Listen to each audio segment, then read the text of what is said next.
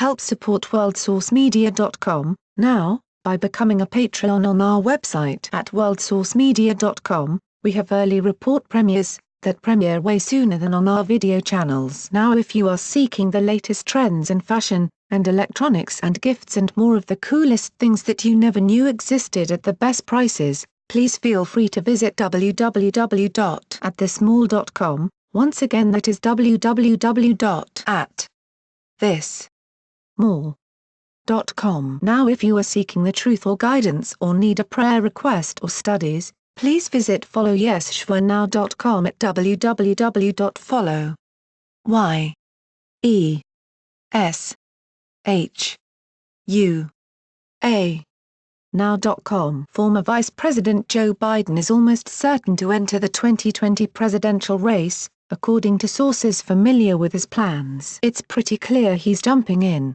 said one source with direct knowledge of the would-be campaign's moves, adding that Biden is 95% there. In recent days, Biden has sought to build support from grassroots activists and is specifically asking donors for their help in the lead-up to an announcement, according to sources. In phone conversations, Biden has been making the case for why he'd be the best candidate in what is already a crowded field. "Here are the facts: he's coming off a great midterm," said Robert Wolf, the Democratic mega-donor who confirmed he spoke to Biden on a 25-minute call on Wednesday. "He has been the most popular surrogate during the midterms and one of the only surrogates that can play in all 50 states, and that has given him a lot of confidence that he can do well in a national election," Wolf said. "He can campaign everywhere and that's certainly what many people would say is an incredible strength for him." Biden has led a number of polls surveying Democratic voters on their preferences for the 2020 race, results that could point to the former vice president's high name ID but that also underscore support for his candidacy. In a Monmouth University poll released on February 4,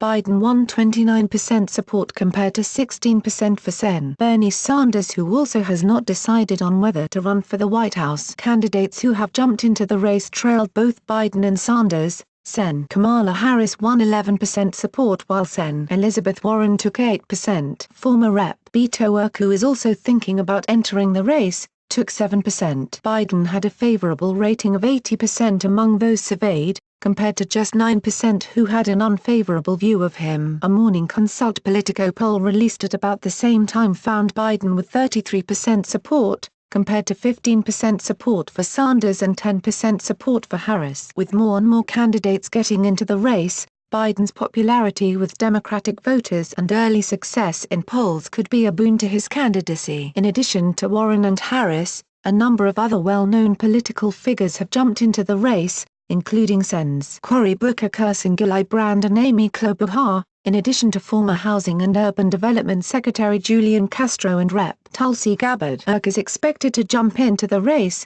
and Sanders and Sen. Sherrod Brown are both openly considering candidacies, as is former New York City Mayor Michael Bloomberg. With that crowded a field, the potential for candidates to split up the vote to the benefit of Biden would seem to increase. Wolf said he came away from his phone call with Biden with the feeling that the former vice president is 90% running. "He feels incredibly excited to enter the race," Wolf said. "He feels he would be the best candidate and he's ready to go for it. That's what it felt like to me." The Washington Post reported Thursday that Biden has lost some potential campaign aides with his indecision about getting into the race. The story was headlined, "Joe Biden's 2020 campaign decision, quietly agonizing as months go by." But sources close to Biden say he has been taking his time on making a decision and doesn't feel the need to get out there quickly because he already has the name recognition needed to run. The former vice president initially said he would reach a decision by the end of the year and has since said that a decision would come soon. "I don't want to make this a fool's errand,"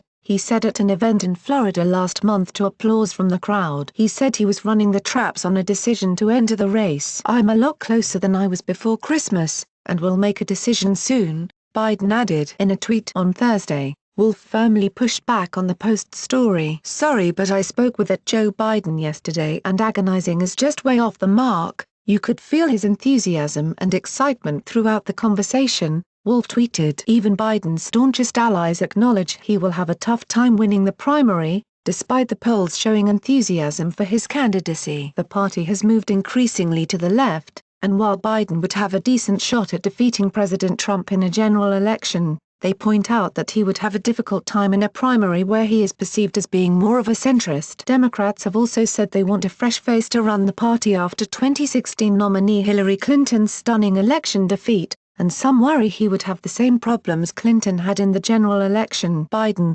76, is an older white male at a time when some Democrats are looking for fresh faces and would like a woman or minority candidate to take on Trump. At the same time, many Democrats see Biden as the strongest general election candidate against Trump and someone who can take back the Rust Belt states that Trump won over Democrats in 2016. And in an election where Democrats are desperate to make Trump's a one-term presidency, the ability to win is a big calling card for Biden and his supporters.